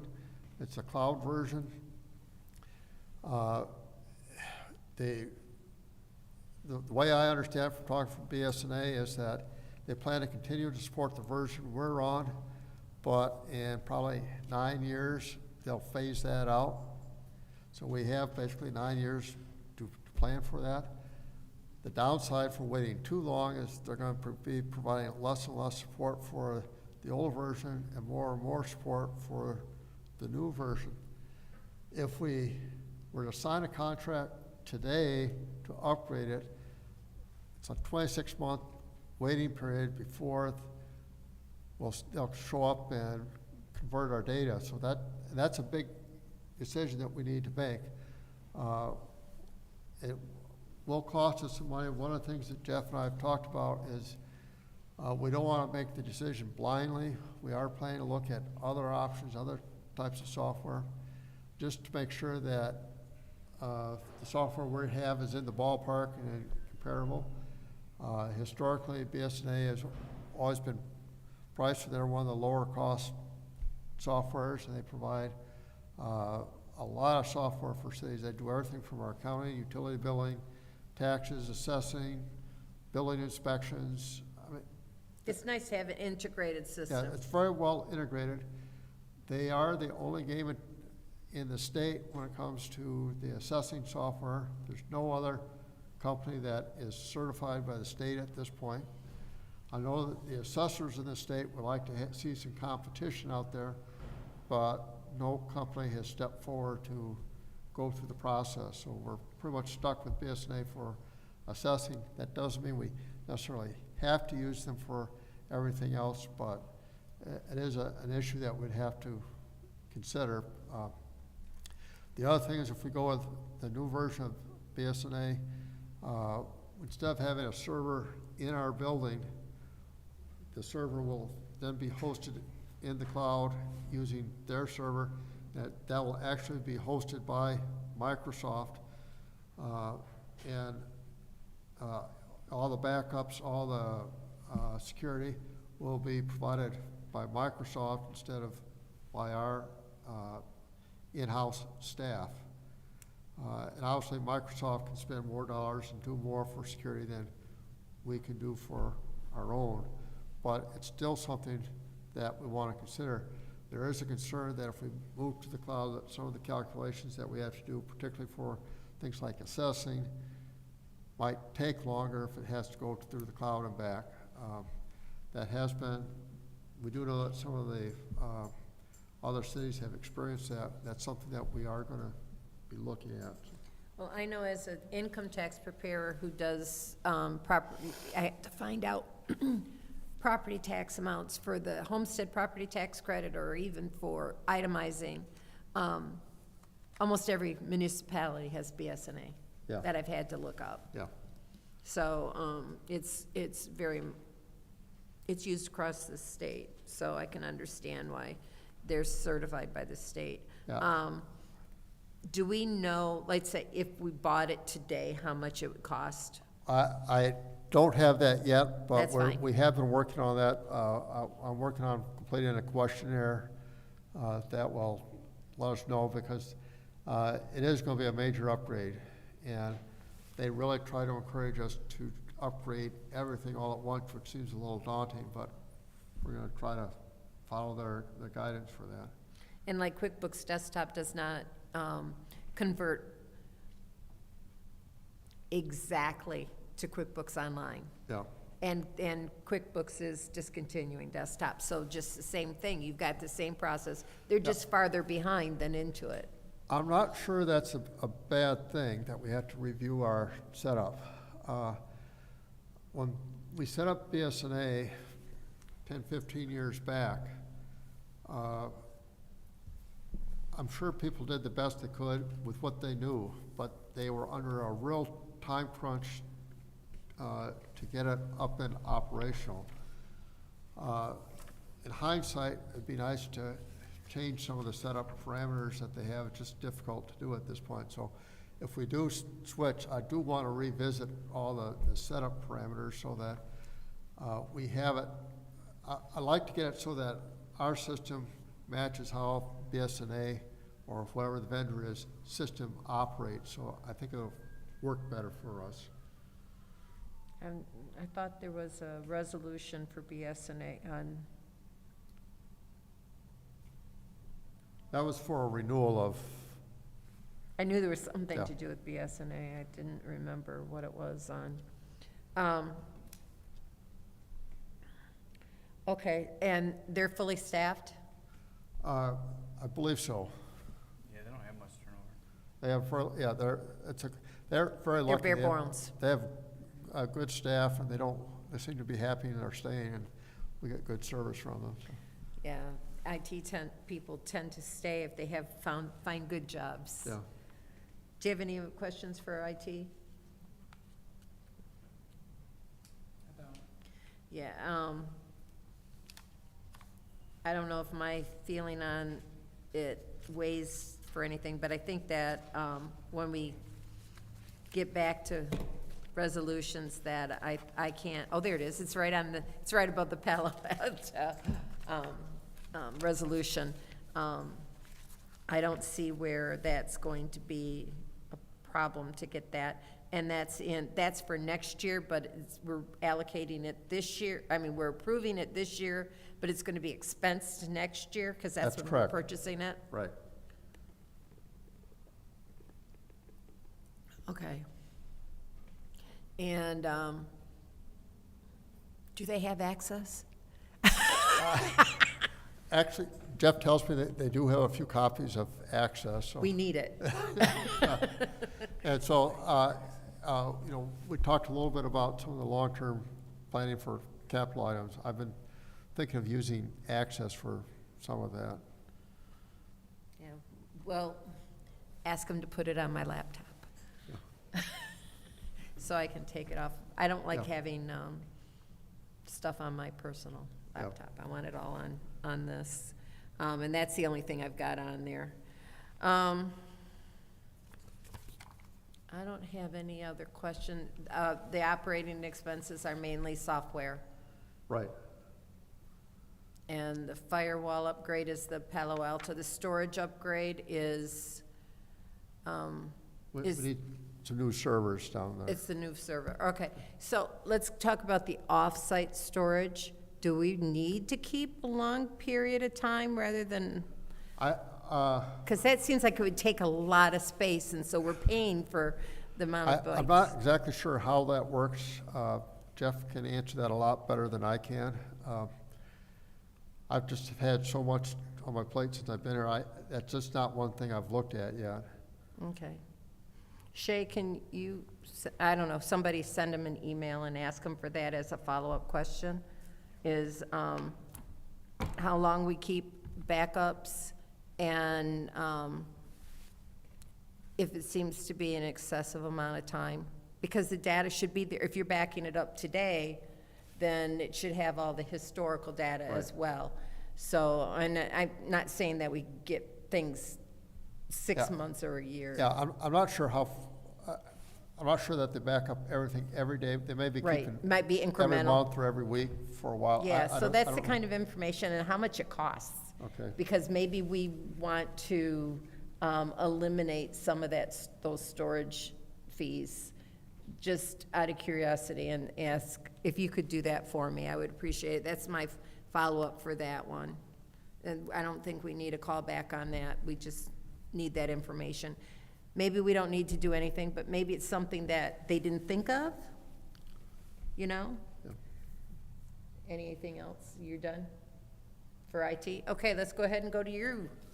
Oh, my gosh, problems. My budget, there's no major changes in the budget. It's pretty much the same as what it's been in prior years.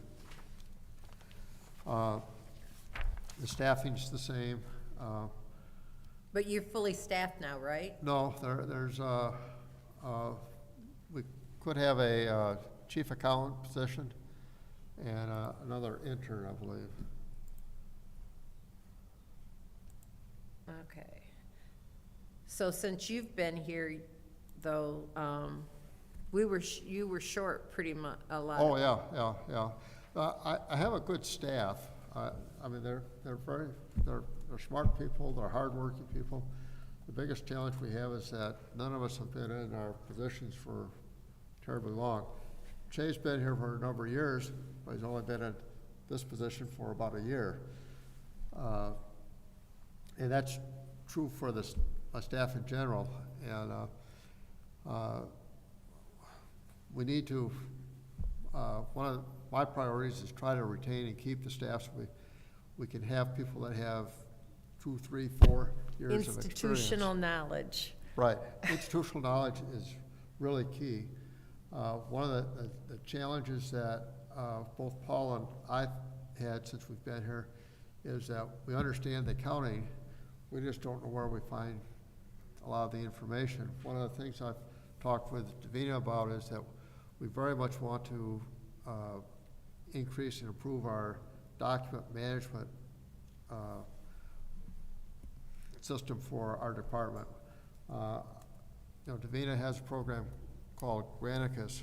We very much want to get that up and running for a lot of, anything that has to do with a bond resolution, anything that has to do with, a lease, anything that, all our contracts, all of that.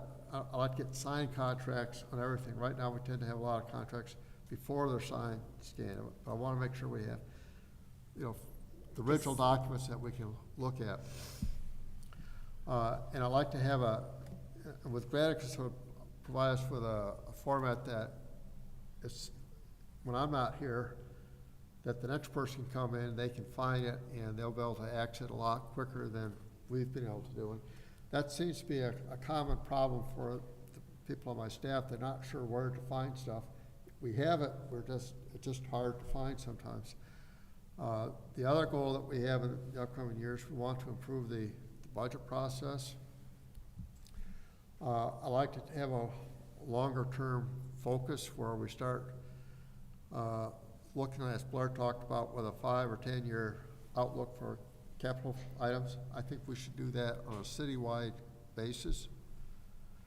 I think that, Emily's group is trying through the master plan for the city. That needs to be integrated into the budget process, because if they're separate, we're never going to achieve the goals that you set up in the master plan. And I think no one wants to go through a planning process if you don't have a plan to ever implement it. And the way you implement it is through the budget process. The other thing, City of Flint has a very complex accounting system right now, which I think worked well when we had a much larger finance department. I think we need to focus on what we're doing and try to simplify things, maybe have fewer account numbers, fewer cost centers, and focus on what is important to people. And then we can spend more time making sure that we're doing the accounting, the reconciling, the verifying everything early in the year rather than at year end. I like to we're trying to get it so that the accounting is done on a GAAP basis during the year rather than just at year end. And, So it's consistent. And I think everybody's on board with that. We have to change a little bit about how we think about things, but I think we're going to do that. I talked about at the last meeting, talking about trying to budget the grants. I think we're going to start that. I know we're going to have some errors and misses the first time through, but the only way we get better is if we start doing it. We're doing that in fiscal year 26, We're going to start that this year. This year. In our next budget amendment, I'm going to have a proposal for budgets for the grants for FY24, which means that in FY24's audit, we're going to get a fine for not having an original budget, but we'll get credit for having a budget. So since that wasn't presented for fiscal year 25, that'll come later. And then for then in FY25, I plan to have that with the actual resolution that we do for the city. As all the other. So so I've got on my schedule that we should approve the budget at at our next council Yeah, meeting. we may have to do that. If we do that later, that's okay, but I do very seriously want to have the grants budgeted. Right, we've talked about that. I think that's something, it's what the state expects us to do under the Uniform Budget Act. And it's been an audit find. It's been an audit finding, we've traditionally have ignored it, and I'd like to change that. Okay, so even though we won't approve it, because we need to approve the general fund budget by the first Monday in Yeah. June, which doesn't make sense because we don't have a meeting till the second Monday in June. So that means that we have to have it approved on the 28th, Yeah. or else we'll have to have a special meeting. And we can have a separate hearing or separate process for the grants, but we should get that up and approved. Okay, yeah, I agree with that. There's so many grants out there, and, let me think of what I was gonna say. So I'm looking at your budget. You don't have a lot of capital outlay. It's, I was looking at this, and you had, where is it? Professional services, $275,000. So the audit comes under the council budget. What is that, $275,000? I believe you'll find things like our OPEB actuarial, we have some software. I do plan to use that.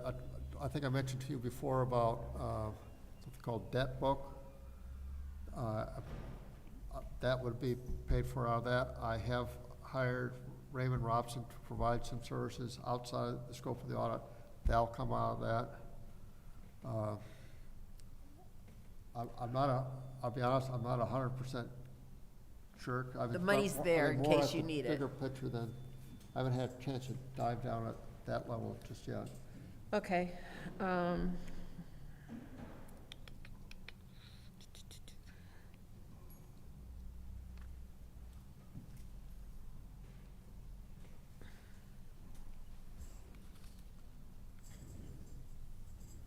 Do you have any questions? All righty. Because you and I have talked so much, you know, it's like, on your budget and what your plans are, and, all of that information. So it's like, all right, what do I need to ask? Because you and I have dealt with this in several meetings over the past several months. I don't know, Shay could go, no. I'm kidding, Shay. Oh, yeah, you wanted to go? We have talked about simplifying the accounting. Now, in this budget, you've simplified the police and the fire, right? Police, fire, and customer service have been And simplified. Customer service. And I know you were talking about multiple pages of account numbers to go away. Yes, I mean, right now, we have our budget for 600 positions, we have about 500 employees, a little over 500 employees. And we have just under 500 account numbers relating to wages and benefits. That's too many. I agree. Temporary and seasonal employees you've got here. With your intern, what line item does that fall under? I believe that's Temp, temps. temps? Okay, But we only need to have one salary and wages. We may keep overtime separate just because it helps departments manage their overtime budget, but we don't need to have different ones for exempt, non-exempt, part-time, full-time. I mean, we can simplify that. right. There was another question I had. Oh, how many bank accounts have we been able to get rid of? I've lost track. The last month, we've gotten rid of another 2 accounts. We're planning to continue to reduce this we can. We try to do it deliberately. We're not trying to rush into it. And we want to make sure that they're not required by resolution or by, because doesn't one bond require 10? we had one bond that required 10. We do have one that was because of a court case, this is part of a consent decree, we ended up creating an account, well, we'll keep that one. One of the things I want to do in the upcoming year, I haven't talked to Amanda about this yet, but is I want to review how we decide how we do our investing, and maybe, and it's premature to say whether we're going to change it or not. It's just that I think it's time that we re-examine how we make decisions, who makes decisions. We updated that last year, or 18 months ago. We updated the investment policy. Right. That's happened, but I'm not sure the underlying investments have changed very much. Oh, okay, okay. And there may be, we may look at it and decide it, they're 100% okay and we don't want to change it. But at some point, you know, on a regular basis, personally, I think it should be on a quarterly basis, we should ask ourselves, is this investment still appropriate for what we want to achieve? Yeah, and she's she has a big responsibility, Yeah, she does. It is. It's a huge responsibility. definitely. It's almost like you need someone to oversee the customer service center and then somebody else to do something else, and, yeah. You're all good? Dr. Lewis? Absolutely. Have a good evening. Thank you. Thank you. And we are done.